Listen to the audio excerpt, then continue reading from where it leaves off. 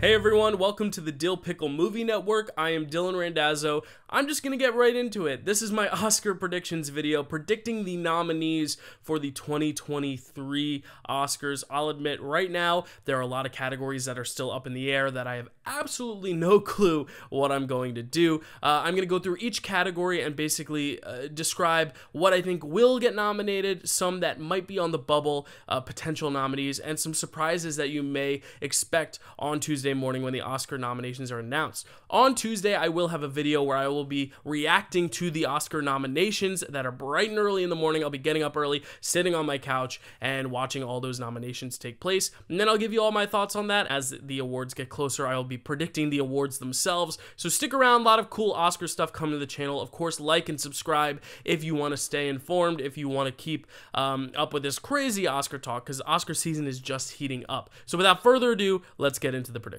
How these Oscar nomination predictions will work, you will see them listed in the order of confidence. So for most categories, there are 5 nominees. For Best Picture, there are 10, but I will be listing the 5 nominees in order of confidence. So the one that I'm most confident in getting a nomination, I will put at the top. That does not necessarily mean that I think they are going to win, because as we've seen, movies like Coda, even Shape of Water, were not #1 on Oscar morning.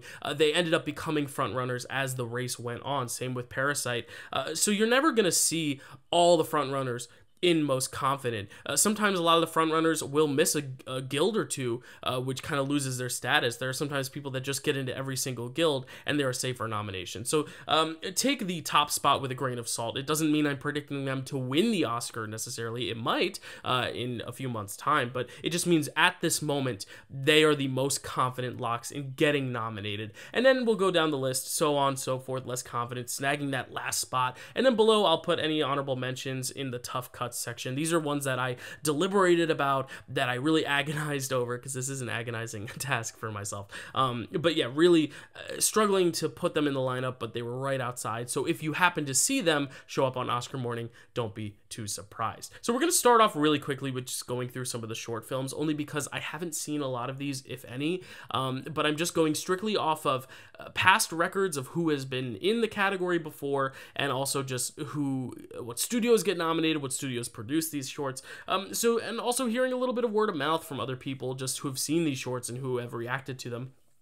Best live action short, in order of confidence, I'm starting with Le Pupille. I don't even know if I'm pronouncing that right, but that is a Disney Plus short, so I feel really good that it'll at least snag a nomination. Then we have An Irish Goodbye, Warsha, The Red Suitcase, and The Lone Wolf. Again, I don't know a ton about these shorts, especially the live action shorts specifically. I just read through each film's synopsis and then kind of read behind the scenes on who made each film, and ultimately this is what I came up with as my 5. Moving on to Best Documentary Short, at #1, I do have 38 at the Garden. As you can see from the picture, this centers around Jeremy Lin on the New York Knicks. I was a kid when Lin's Sanity was going on, so I think this is going to appeal to a lot of voters, and that's why I have it higher on the list. I also have The Flag Makers, Nuisance Bear, The Elephant Whisperers. These ones had some animals in their films that made it seem a little more appealing. Like, if I was the Oscar voter and I hadn't seen any of these films, which I think is a bad way to go about voting, but if I hadn't, who would I have picked? And then I picked The Martha Mitchell Effect. Just going through these shorts, those were the ones that stood out the most to me. Moving on to animated short, and here I actually have some like actual stats to kind of back up my reasoning. I put Save Ralph at the top. It's a Taika Waititi short, so like I think the Academy likes Taika Waititi enough to award him, or at least nominate him, but again, they omitted Taylor Swift's All Too Well from the shortlist for live action short, so maybe they might have a little bit of spite against honoring the celebrity or the popular pick, but I do believe deep down that Save Ralph will make the lineup. Same as The Boy, the Mole, the Fox, and the Horse. That's the one that's kind of getting a lot of the hype. The Flying Sailor, which I didn't know a ton about, but the people who made the short film have been nominated in this category 3 times, and in 3 different years. Like, they weren't back to back, they were kind of spread out over a long period of time, so I think the Academy is fond of those filmmakers. I also put Ice Merchants and New Moon. Those ones really spoke to me as well, as just, you know, intriguing enough animated shorts that I think people will bite at them. But some of the tough cuts, just for the sake of, I'd love to hear their names being called on Oscar morning. I would love to see Riz Ahmed and Allison Williams have to read out a title like An Ostrich Told Me the World is Fake and I Think I Believe It, or My Year of Dicks. It's nice in here. They all have fun rings to them, so I would not be opposed to hearing those read aloud on Oscar morning. Moving into some of the subcategories in terms of Best Feature, we have Best International Feature first, and I think this race has become clearer and clearer as the days have gone on. All Quiet on the Western Front is looking as a possible Best Picture contender, also in a lot of text. I think that'll get in also because of the Netflix push. Decision to Leave has pretty much gotten in everywhere as well. Argentina 1985 kind of upset for the globe, and then Close has also been getting in almost everywhere except for, I think, BAFTA. The Quiet Girl, though, is a film from Ireland that I'm putting at number 5 because of its BAFTA performance. It not only picked up the BAFTA for Best International Film nomination, but it also picked up a BAFTA nomination for Best Adapted Screenplay. So I really think a lot of eyes are on The Quiet Girl. I think it is getting that late surge, that late push that we like to see. But don't count out Corsage, which also got a BAFTA nomination. Also has Vicky Krieps in it, who is a pretty notable actor. She was in Phantom Thread. Also, Bardo. I mean, I did my Oscar nominations a long time ago, predictions like way in advance pre-festivals, and I had Bardo as a potential Best Picture pick. As I've seen with time now, I know that that's not really true because Bardo didn't get the greatest reviews, but it is an Iñárritu film, so I do still want to look out for it. And EO, which I know is a critical darling. It's about a donkey. I don't think it's as accessible, though, as people are led to believe by the poster. It's this cute little donkey. Everyone's going to love it, but I know it's a little bit more art housey indie vibes, so I really don't know if that's going to get in. So I'm sticking with the 5 up there. You'll obviously see that RRR is not listed. It's because RRR was not submitted by India as their choice, so RRR not eligible for this category. Moving on to Best Documentary Feature. At the top, I have the frontrunner that has been nominated pretty much everywhere, All the Beauty and the Bloodshed. Then I have Fire of Love, which was a big Sundance hit, as well as Navalny, which is another Sundance hit. I have All That Breathes, that seems to be gaining momentum, and The Territory. I mean, these 5 documentaries have been kind of like the most talked about, the most hyped up, and, every single year, the Academy just loves to snub that front runner. A few years ago, Dick Johnson Is Dead was my number 1. It got snubbed. Last year, The Rescue was my number 1. It got snubbed. So this year, surprise, my number 1, All the Beauty and the Bloodshed. I'm predicting a tough cut because I have to take risks here when trying to separate myself from the competition. And I think, every single year I predict the front runner, number 1. I think it's an easy bet, and then they're snubbed. So the fact that All the Beauty and the Bloodshed is the front runner to win right now makes me believe that the film is now vulnerable because the documentary branch really likes to F with these Oscar predictors. They really like to take the documentary category and throw it for a spin. I wouldn't be surprised if you see Fire of Love or Navalny miss out or even All That Breathes. This could be a crazy category where all these documentaries get in that you weren't expecting because that's how crazy the documentary branch is every single year. I didn't want to make the mistake of snubbing the frontrunner this time, so I snubbed the frontrunner, and that's unfortunately the fate of All the Beauty and the Bloodshed. If that's even the frontrunner, I'm not even sure. Moving on to Best Animated Feature, in order of confidence, I mean, these first 4, and I put the precursors down there now for all the awards going forward, because I think the precursors are important in illustrating, but Pinocchio, Turning Red, Puss in Boots, and Marcel the Shell have gotten in virtually everywhere. They got into BAFTA, Critics' Choice, Golden Globe, PGA, and the Annie Awards for Best Film, so I really don't see any way that those 4 miss. The problem is now picking that 5th slot. And when you look at all the ones in contention, there's a lot. I mean, Inuo, which is not even listed, it got the Globe nomination. Minions: The Rise of Gru got the PGA nomination, and you can't count out the PGA. That is the Producers Guild, and that is a pretty good correlator with the Oscar. You also have Wendell and Wild, which was nominated for both Critics' Choice and Annie Awards. My Father's Dragon, it is a cartoon saloon film, and they have never missed with their films. They've always gotten nominated, which made me itching to put them at the top. They also got an Annie Award nomination, but I'm going with the Sea Beast, and because when you look at the studio behind it, it is Netflix, and I think Netflix has pushed the Sea Beast a little bit better than it has Wendell and Wild and My Father's Dragon. Personally, I've seen the Sea Beast out there more. It's been out for a longer time. It's been able to marinate on voters' minds, kind of garner that hype over time that the other films haven't. And I think when you look at the Annie lineups, the Sea Beast got a lot of nominations at the Annie Awards. I just feel like we're bound for a surprise no matter what. I would not be surprised if even Lightyear shows up here. Who knows? I mean, Pixar could surprise with 2 nominations. I don't know. And that's why I'm putting the Sea Beast here, only because I think it's probably got the most momentum off the Annie Awards, but I'm really just picking at straws here. Moving on to Best Visual Effects, I think the top three here are pretty clear-cut. You have Avatar: The Way of Water, which picked up the BAFTA, the Critics' Choice, and the Visual Effects Society nomination. You also have Top Gun: Maverick picked up the same three, and The Batman picked up the same three. So those three seem pretty secure.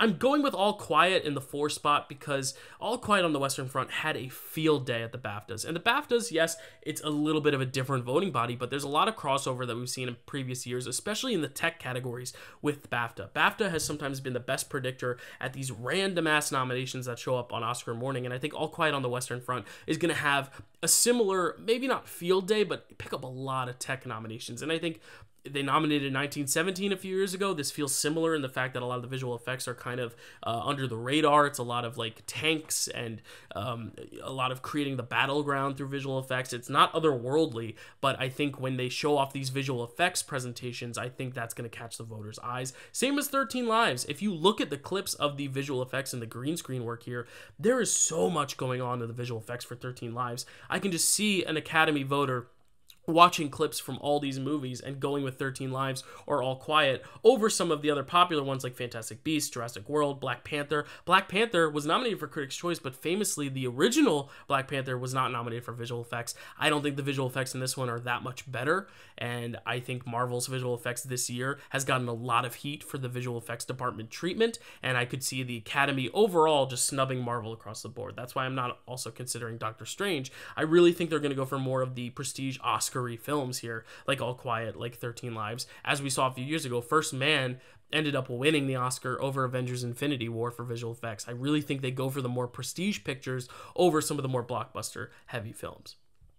Moving on to Best Sound, here's where you see a lot of blockbusters again. Top Gun, Avatar, Elvis, All Quiet. All three of those picked up 3 key nominations. They all picked up BAFTA, they all picked up CAS, which is the Cinema Audio Society, and they all picked up MPSE, which is another indicator for sound awards. And I think Top Gun, Avatar, Elvis, and All Quiet, it makes a lot of sense. Sound is a key fundamental pillar to the technical merits of a lot of those films. Now, coming up with that last slot, it was very tough because we saw Pinocchio and Batman both pick up surprise nominations at both Cinema Audio Society and MPSE. We also saw Everything Everywhere All at Once pick up a surprise nomination at MPSE. And Moon Age Daydream, the fact that it's on the shortlist, I think that's cool in and of itself, and it was nominated by the Cinema Audio Society. So we can see a handful of these making it in. I'm going to go with the Batman, though, just because I think it has the most showy sound. I think some of Pinocchio and Everything Everywhere's sound is a little bit more,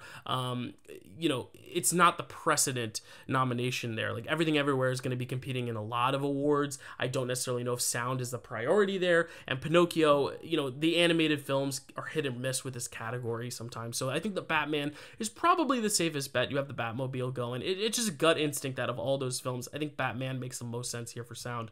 Moving on for the music awards, we're starting with Best Original Song.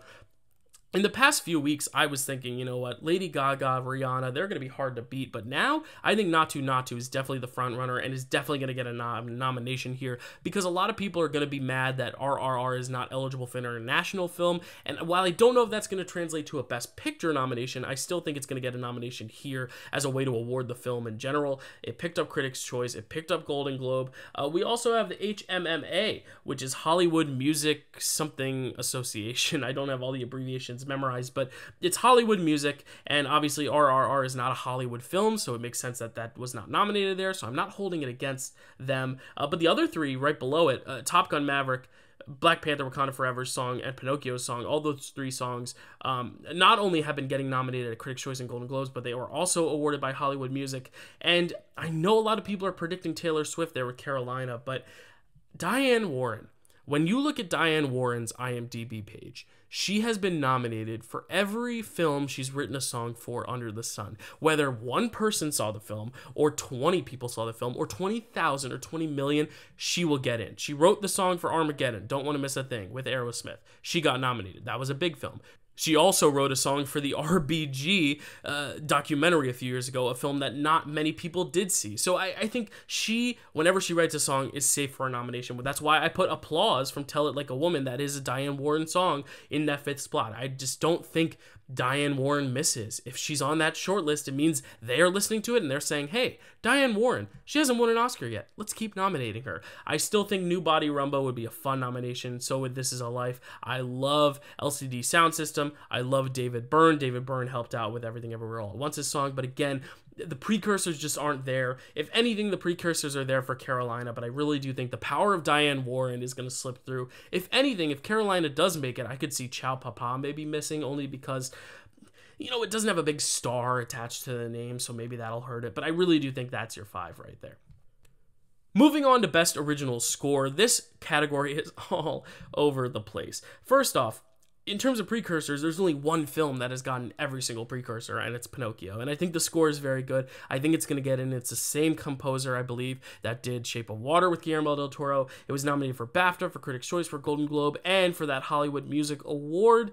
Babylon got everything except for Hollywood Music, and by losing the Critics' Choice, I don't know if Babylon is necessarily the frontrunner anymore, though I think it's still safe to say it'll get nominated.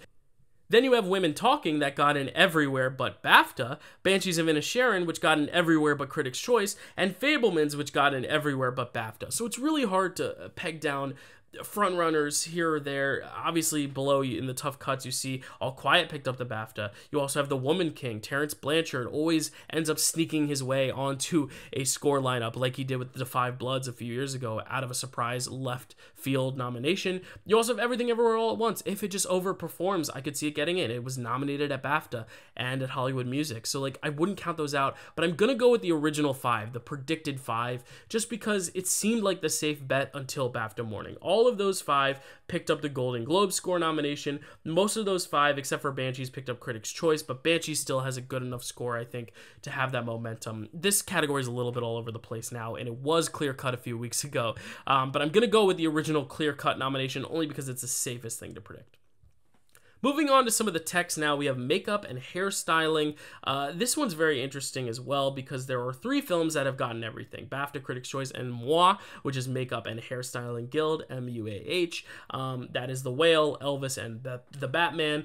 I think those are all pretty clear cut. A lot of people are saying Black Panther Wakanda Forever is a lock, but may I remind you, the first Black Panther famously missed this nomination. So I'm thinking in my brain, what is different about this film's makeup and hair that is not as good or better than the original? I'm not sure. I don't know if you can compare it because I think the hair and makeup is generally the same except for a few minor tweaks here and there. That's why I don't think it gets in, because I think the makeup branch didn't pay attention to it the first time. I don't think they're going to award it this time. I really don't think it's going to get a nomination because, again, I don't think it's anything elevated from the first film. All Quiet on the Western Front only got BAFTA, but again, like I said, it's surging at the right moment. It is surging. It picked up the BAFTA. I think it'll continue on here. 1917 famously got this nomination as well. They really like the dirt makeup and all the war wounds and blood and all that stuff. And then I'm putting Amsterdam as like my wild card pick because Amsterdam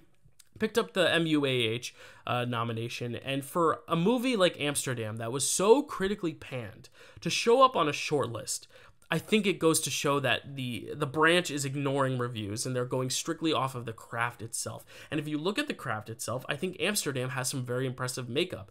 Obviously, Crimes of the Future fits into this mold as well, but Crimes of the Future didn't even get MUAH. And I think when you sometimes have that random nomination, something like Jackass Bad Grandpa got nominated in this category, or Coming to America, when you get nominations like that, they still pick up MUAH, which is why I'm not predicting Crimes of the Future. But Amsterdam did pick up MUAH, and I think that's a good indicator that it's on the radars. I think Blonde could also sneak in there too. I think it's more hair than makeup, which is why I ultimately have it missing. But I think this could be a category where you see Amsterdam and or Blonde both sneak in there as like a surprise Oscar nomination morning over Black Panther Wakanda Forever. Moving into Best Production Design, again, there's 2 films that have gotten a lot of precursors, Babylon and Elvis. That seems to be kind of the two-way race here for production design. They picked up BAFTA, Critics' Choice, ADG, which is Art Directors Guild, and SDSA, which has something to do with set design. I think they're getting in. I also think Avatar, usually when you have something that's so huge spectacle like Avatar, they really love to honor the production design because the production design is there. Even though a lot of it's digital, it's still designed, you know, you still have to design sets and incorporate the visual effects into those sets. So I think that gets in. I also think Black Panther gets in. There's a lot of tribal stuff, a lot of set dressing. The first film was nominated for this award, so I don't think it's gonna miss, even though it didn't get BAFTA. This and Avatar didn't get BAFTA, but Avatar in general did not perform well at BAFTA. Neither did Black Panther, and neither did The Fabelmans. All three of those films did not play well at BAFTA, but I think they're well respected enough here in America for these awards. I mean, they picked up Critics' Choice, they picked up AGG and SDSA, so I think those three are safe.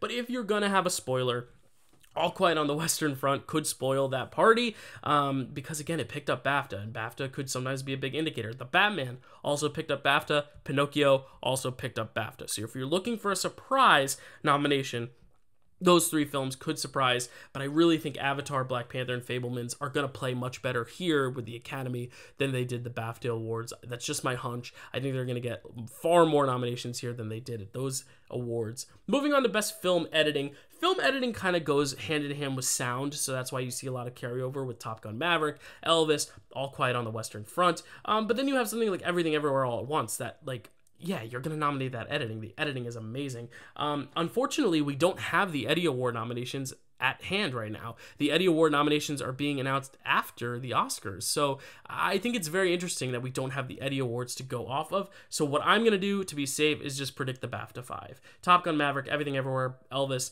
Banshees of Inisherin, and All Quiet all got the BAFTAs. I know Banshees hasn't gotten in anywhere else, didn't get into Critics' Choice, but I think because it's not a super edity movie. But then again, Power of the Dog got in this category, and Power of the Dog isn't a super fast-paced movie either. I think editing can still be appreciated for little subtle things, and I think usually there's one or two subtle picks amongst some of the bigger, more flashier picks. But I do think Avatar could get in. It got Critics' Choice. Fabelmans also got Critics' Choice, and there's a lot of filmmaking, film within a film making. So I think that could bode well for the editing chances. And then Babylon. That's a long movie, and they managed to cut everything together in a pretty cohesive whole. So yeah, any of those could spoil, but I'm going to go with the BAFTA 5 just because I think recency, I think that's what is surging at the moment. Best Costume Design. I think there's a lot of contenders here. I think the two safest are definitely Elvis and Babylon. They picked up BAFTA, Critics' Choice, and the Costume Guild Awards. Black Panther would have picked up BAFTA, but BAFTA didn't nominate any Black Panther except for Angela Bassett. So Black Panther was almost shut out. I think it's just the Marvel thing. I think BAFTA just doesn't like awarding Marvel stuff. I really don't think that hurt its chances here in costumes. I still think it gets in. It did get in the BAFTA shortlist. And then Mrs. Harris Goes to Paris. It's a movie about costumes. If it's going to get a nomination, I'm so glad it's getting an Oscar nomination because I love that film, and I think it will get it for costumes because the costumes are excellent. It didn't get Critics' Choice, but that's because it wasn't really seen by a lot of critics, whereas I think the BAFTA and the Costume Guild, they recognize this as a really great achievement, so I think it'll get in. And then I have the Woman King. I think if you're awarding the costumes in Black Panther, I think the Woman King has a similar effect. The tribal costumes, I think they really like that when you kind of build a world with the costumes, so I think it'll get in. It got in Critics' Choice. It got into the Costume Guild. The only ones that I'm leaving on the cutting room floor, Amsterdam, it got into BAFTA as a surprise nomination. I'm also predicting it for makeup, so it could pick up another tech here, just as like a surprise. Like David O. Russell, don't forget his films, even though I'm sure we'd all like to forget some of his films. I think the Academy has always nominated his films somewhere, so it could get in here. Everything Everywhere All at Once, again, if it has a great day and overperforms, it could also sneak in here for costumes. And Glass Onion. Glass Onion's more of the contemporary, but maybe they will go contemporary here because there's a lot of older period piece costumes. I don't know. I never know. It's all guessing. It's all gut.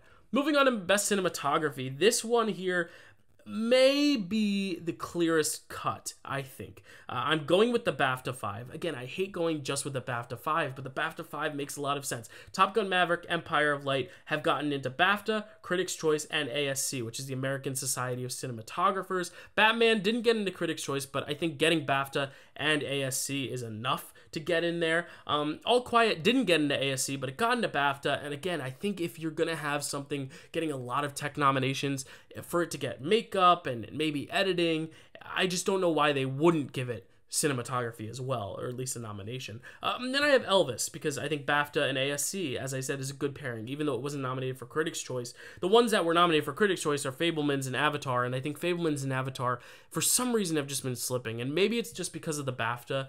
They've led me to believe they're slipping, but I just don't have any confidence now, especially missing both the ASC and the BAFTA. I just don't think those get in. And then Bardo, which only got the ASC, I could see that getting in, but I really think as a film that isn't really contending anywhere else, I'm going to stick with the BAFTA 5, because if Bardo had gotten into BAFTA or whatever, I'd say it's a done deal. But I think when looking at it, the ASC usually goes 4 for 5 in this category, and I think ASC already has Top Gun, Empire of Light, The Batman, and Elvis there. I don't think they're going to go 5 for 5, so I'm leaving Bardo out in favor of All Quiet.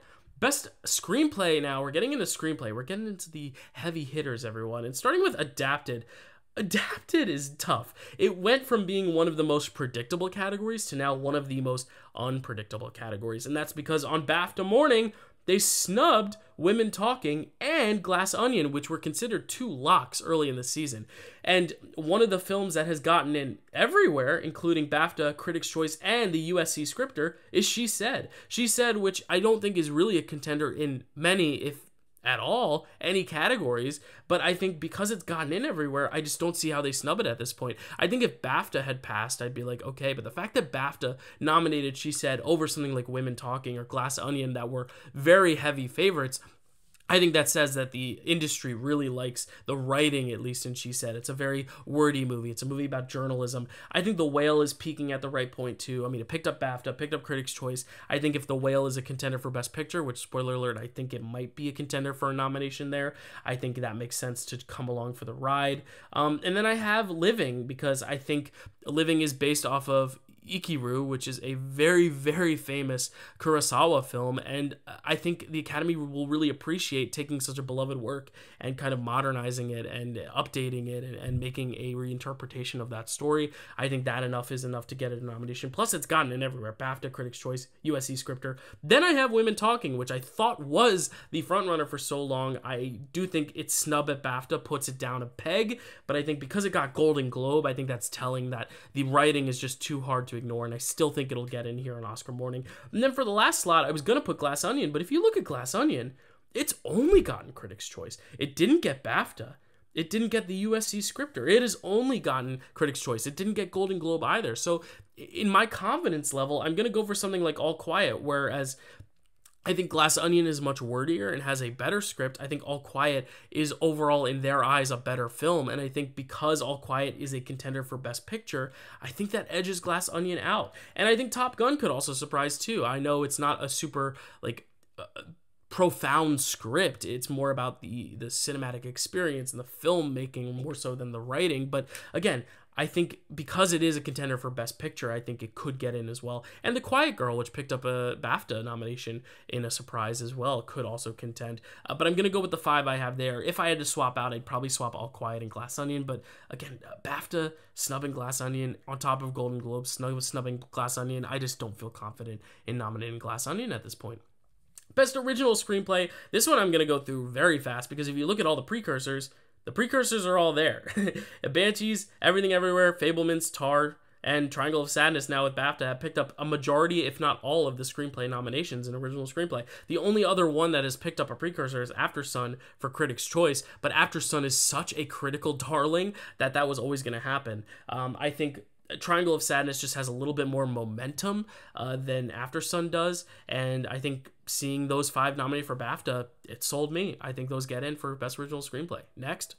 Moving on to Best Director. Director is another one that seemed a little bit locked up, and then DGA threw us for a loop because DGA nominated Joseph Kosinski, and that was such a cool nomination, but it kind of made us all go, oh shoot, what is the actual 5 going to be?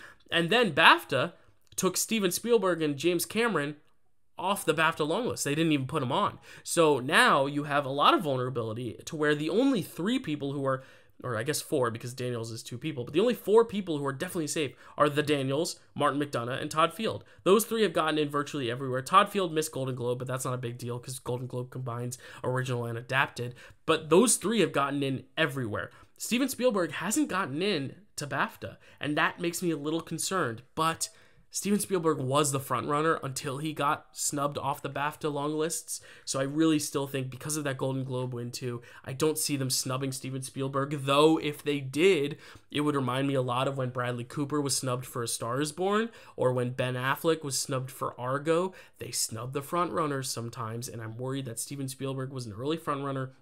and they're gonna snub him, and I'm gonna cry.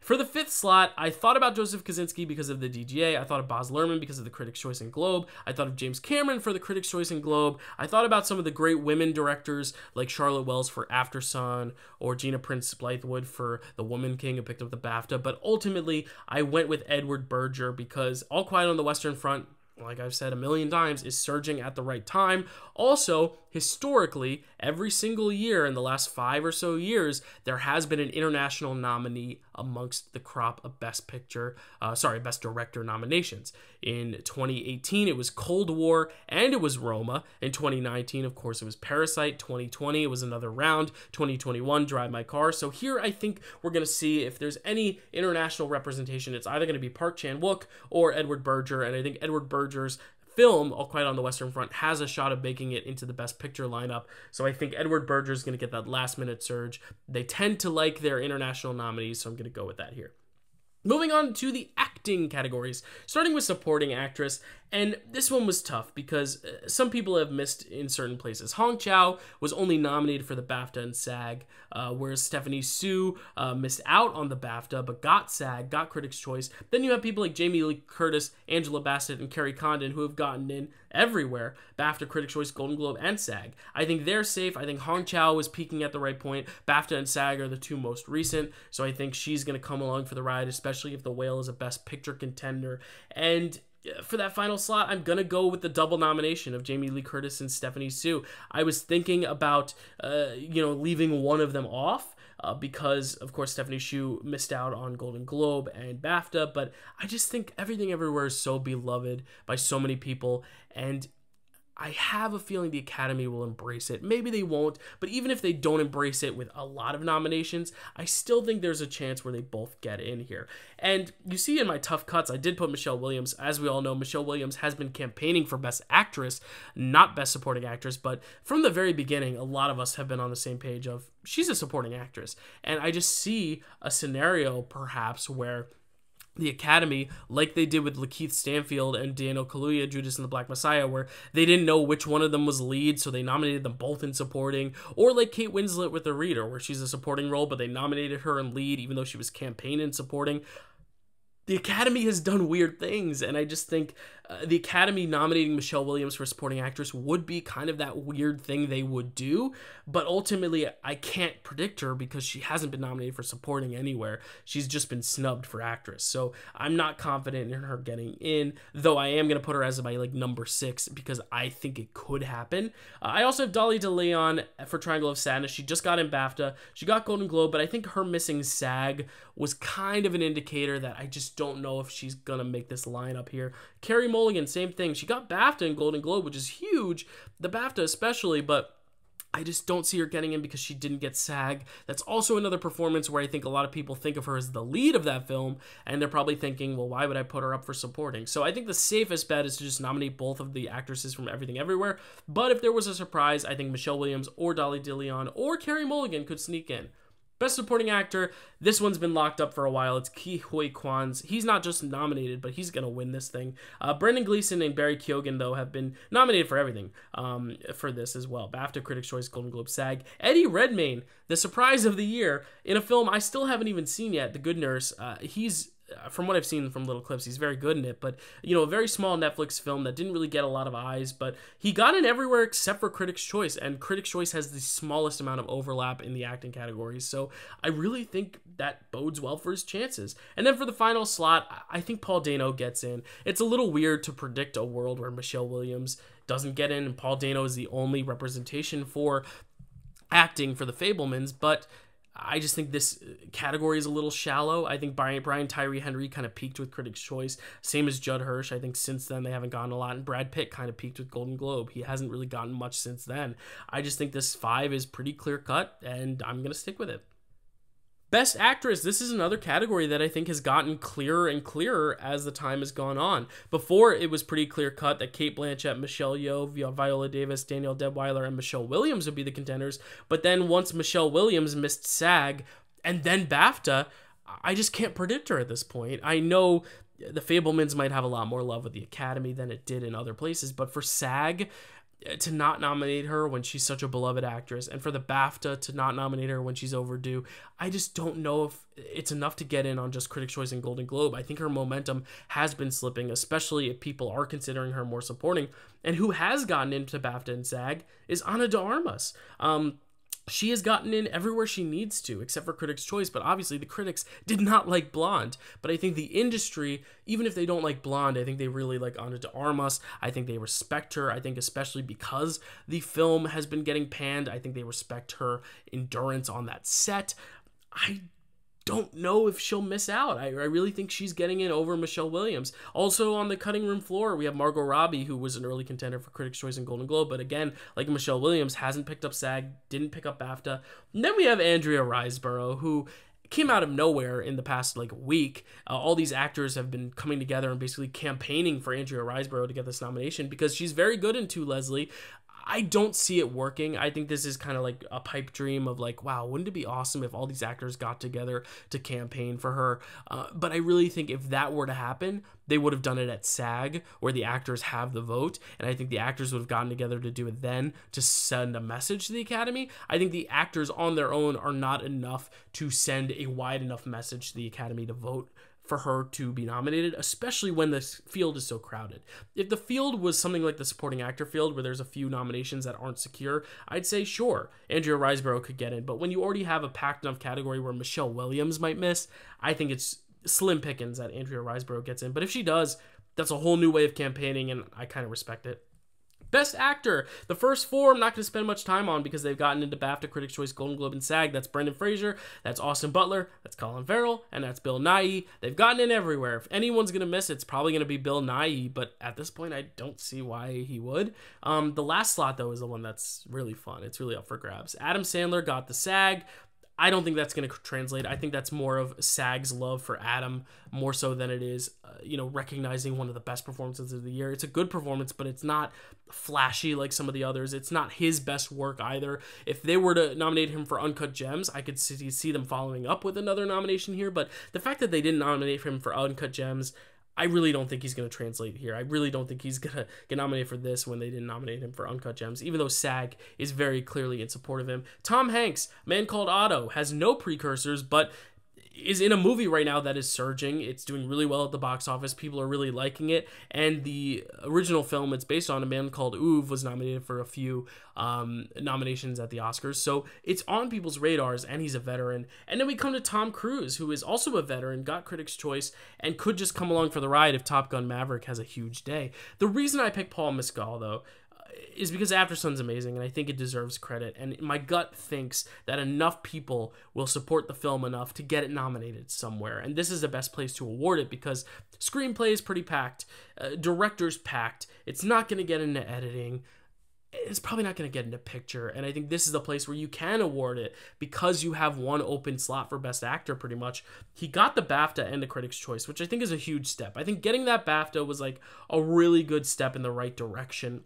And that's why I'm ultimately going to predict him. Also because if Paul Mescal does get nominated, this is the first time in I don't even know how long, if ever, that we've had 5 actors who have never been nominated for Oscars up for Best Actor. Brendan Fraser, Austin Butler, Colin Farrell, Bill Nighy, and Paul Mescal would be all first-time nominees. And if someone like Tom Cruise or Tom Hanks or Adam Sandler were to enter the crowd, it'd be fun, but it would kind of be like, oh, you're kind of stepping on history. So my gut's going Paul Mescal. Also because if you've seen the movie, you know why. He's freaking amazing in it.